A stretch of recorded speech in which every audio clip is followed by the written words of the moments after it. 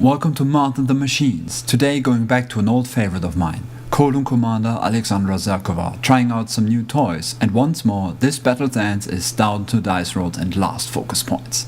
Tough fights, thrilling developments, and the realization that this point size does not show Lady Z to the best of her abilities, but that she can still keep up.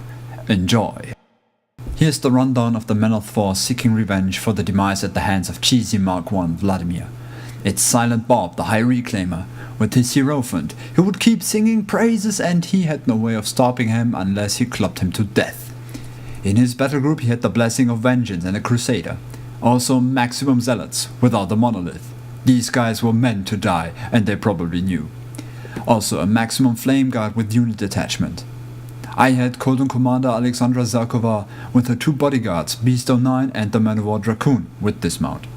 Also the Great Bears of Gallowswood, Widowmakers, the Male Hunter, the Man-Huntress and Gorman the Wolf. He won the roll for turn 1 and, of course, deployed and went first. His stuff runs at me, however the Zealots intend to take a detour to keep them safe from sniper fire. And in my first turn I draw the Widowmakers over to the left and generally advance everything forward. Gorman drops a cloud that catches the two Man-Hunters, granting them defense 18. Lady Zerkova puts up Watcher and Banishing Ward on the Great Bears.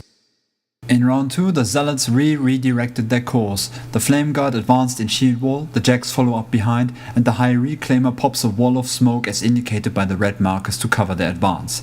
The Vassal puts Enliven on the Blessing of Vengeance. In my turn there's a cautious shoving around of things. The Manhunters spread out, the Widowmakers move to the right, one is actually not shown on the picture, and shoot the Zealots, taking 2 out. Gorman advances up, but not into the cloud, being able to see through it with his alchemical mask. He throws a blind grenade at the Flame Guard, but proceeds to miss and deviate harmlessly. Round 3, and the ultimate confrontation still eludes us. He keeps advancing on me behind his clouds. The only action is the Zealots moving on the hill, bombing Volkov, a Widowmaker and the Manhunter, and the High Reclaimer channeling Immolation at Gorman to kill him. I was actually grateful for that, he performed so bad as of late, and now I realize he couldn't have done that. Immunity to fire.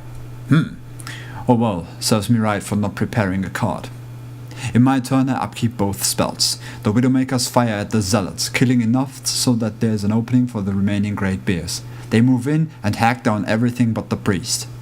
The Manhuntress moves to the right. Lady Z and her bodyguards advance, leaving her temptingly open. Round 4, feeding time. First off the Warjacks get focus. The Temple Flame Guard charges the Great Bears and the Manhunters, taking all down, and activate Iron Zeal. The Reclaimer brings 5 Zealots back from the fires of Purgatory, and who advance on the Widowmakers and bomb another one. The Crusader, enlivened by the Vassal, charges the Dracoon, but falls short, and the Blessing charges Lady Zerkova. Beast intervenes and freezes the Blessing in place with a mighty swing of his axe. With all his souls, the High Reclaimer then draws a long line of black smoke around his forces.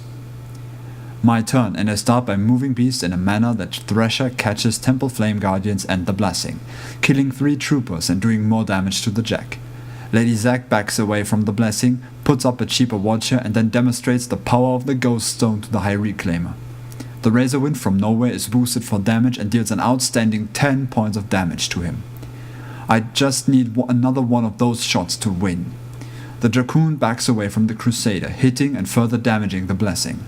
One Widowmaker snipes another Zealot. The Capitan, in a brain fart of mine, fires at the Crusader. I try to avoid Enliven by rolling for damage, but I roll good enough to still deal a point. The Crusader moves towards the Dracoon, which in turn triggers Watcher, but I prefer to simply move Beast between Lady Z and the Flame Guard.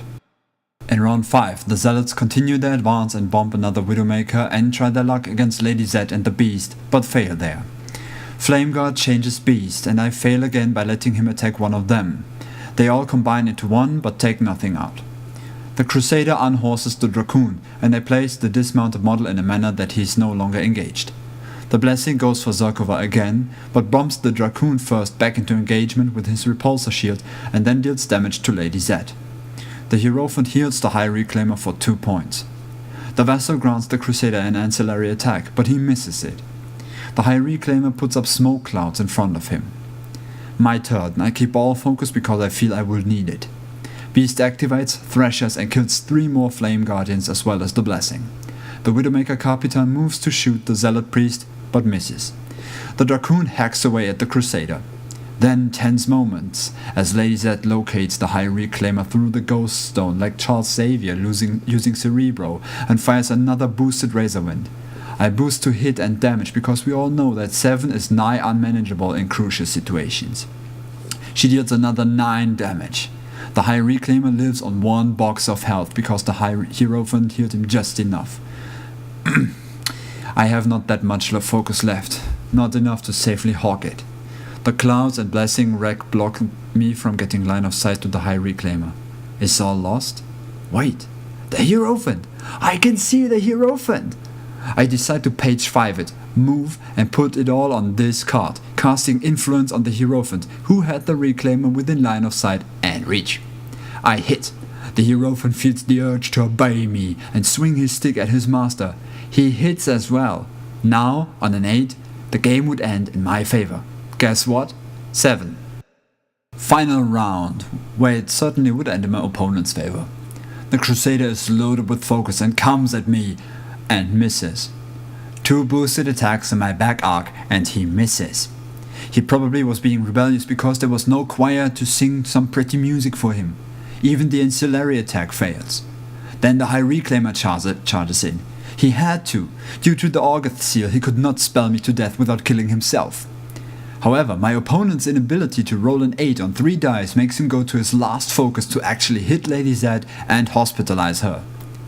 The High Reclaimer wins! And since he can't cheer himself, he probably just does his winning pose and enjoys the fanfare.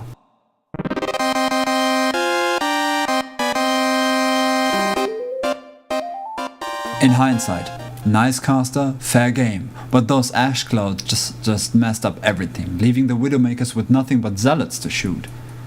But to me the High Reclaimer is not Silent Bob, he's Captain Smoker, seeing at just how much ash clouds he popped.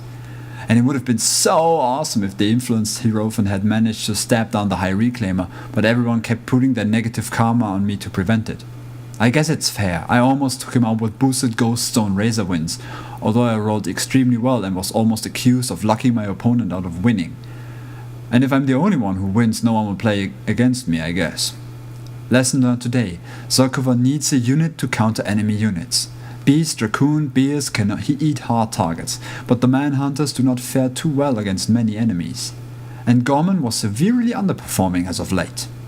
And I didn't really know where to apply all those solos. I guess I'll switch Beast for a Spriggan and drop the Hunters, taking Assault Commandos with those points. Then swap the Widowmakers against the Eternian and keep Gorman's spot open for someone like Orin Midwinter or Harlan Bush. The Eternian sprays are good crowd control and would allow me to use hills to my advantage by alpha striking people hidden behind them. I can't really say what my next issue will be about. With the weather getting warmer around here, I guess it's prime time again. And I could get around to actually paint something, like another Jack. Whatever the outcome, until then I bid you farewell.